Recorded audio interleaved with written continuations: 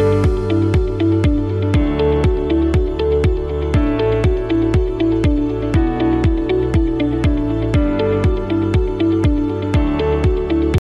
আলাইকুম, আমি মাহাদি হাসান।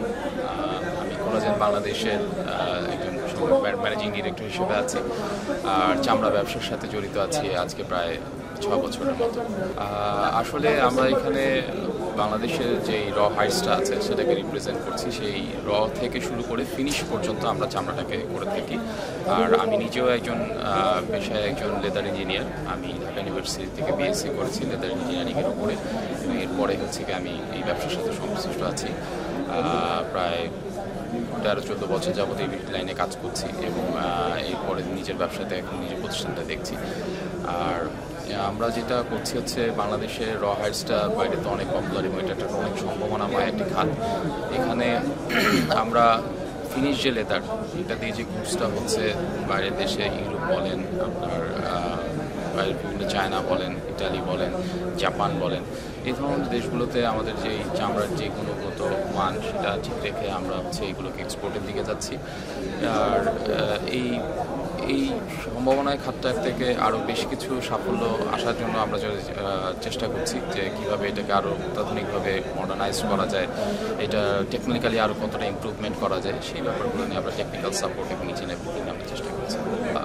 খারাপ দিকগুলো বলতে কি আসলে তেমন কোনো খারাপ দিক বলতে আমি এখনও খুঁজে পাইনি। সংরক্ষণের ক্ষেত্রে ব্যাপারগুলো হচ্ছে কি, এগুলো হচ্ছে কাজের কিছু অবস্টাকল আসে আমাদের। যেমন আমরা সঠিক সময়ে, যেমন এই যে সামনে কোরবানি ঈদ আসছে, কোরবানি ঈদে আমাদের একটা হিউজ কাঁচা চামড়ার একটা কালেকশন হবে। এটাকে প্রপারলি হচ্ছে কিউরিংয়ে করে আমাদের খাত পর্যন্ত, যারা আমরা ট্যানারির সাথে আছি, এই পর্যন্ত নিয়ে আসার যে পরিবহন ব্যবস্থা, এগুলোকে যদি আরেকটু সহজ করা যায়, এগুলো কালেকশনগুলোকে যদি আরেকটু ইজি গোয়িং করা যায়, মানুষকে যদি বোঝানো যায় যে এটা একটা সম্পদ আমাদের দেশের। এটা কারণ আপনি দেখেন বিজেএমইতে কিন্তু ওরা র থেকে প্রত্যেকটা জিনিস, সুই থেকে শুরু করে সুতা থেকে প্রত্যেকটা জিনিস ইম্পোর্ট করতে হয়। একমাত্র কিন্তু চামড়া শিল্পে কিন্তু চামড়াটা কিন্তু আমাদের দেশের, আমরা নিজস্ব দেশ থেকে বিভিন্ন জায়গা থেকে সংরক্ষণ করে যদি আমরা কালেকশন করতে পারি, তাহলে কিন্তু এটাকে আমরা একটা ভ্যালুয়েট করে কিন্তু বাইরে আমাদের আরও বেশি পরিমাণে আমরা এক্সপোর্ট করলে হয়তো আমরা রেভিনিউ নিয়ে আসতে পারবো। তো এটা আমাদের দেশের একটা সম্পদ। এটা যদি আমরা মানুষকে, সাধারণ মানুষকে বোঝাতে পারি যে কিউরিংগুলো এভাবে সুন্দরভাবে যদি করি, কারণ অনেক চামড়াই নষ্ট হয়ে যায় আপনার এই প্রপার কিউরিংয়ের অভাবে।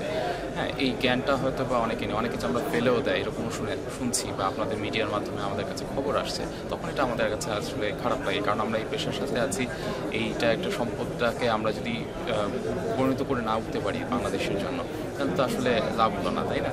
তো এইটার ব্যাপারটা আরেকটু সচেতনতা বাড়াতে হবে।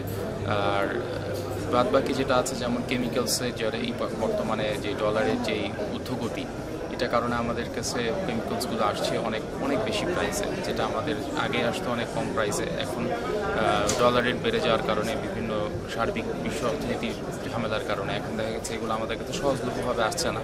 এটার জন্য যেটা হচ্ছে, আমরা বাইরের বহির্বিশ্বের যে কম্পিটিটিভ মার্কেট, সেটাতে আমরা বিট করতে পারছি না প্রাইসে। তাদের সাথে আমরা কাজ করতে গিয়ে আমরা সেই একই গুণগত মানের চামড়া দিতে গেলে যে পরিমাণ কোয়ালিটি ইনশিওর করার জন্য যে পরিমাণ আমাদের প্রাইসটা দরকার, সেই প্রপার ন্যায্য মূল্যটা আমরা পাচ্ছি না বাইরের কাছে। কারণ হচ্ছে আমাদের এখানে ম্যানুফ্যাকচারিং কস্টটা অনেক বেড়ে যাচ্ছে এই কিছু কারণে। এগুলো বিষয় যদি একটু শিথিল হয়, একটু যদি সহজ হয়ে আসে, তাহলে আমাদের জন্য এটা অনেক উপকার হবে।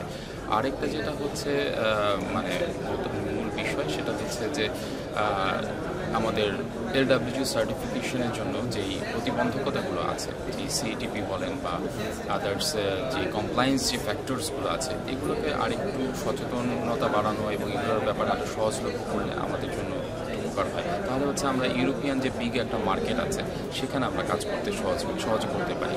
এখন যেমন আমরা চায়না, জাপান বা কোরিয়া, এর বাইরে আমরা যেতে পারছি না। ইউরোপিয়ান গেলে হচ্ছে আমাদের LWG সার্টিফিকেটের যে সংকীর্ণতাটা আছে, সেটা আমাদেরকে অনেক হ্যাসেল করছে। তো এটা যদি একটু সহজ হয়, তাহলে সেটা আমাদের জন্য ভালো হয়।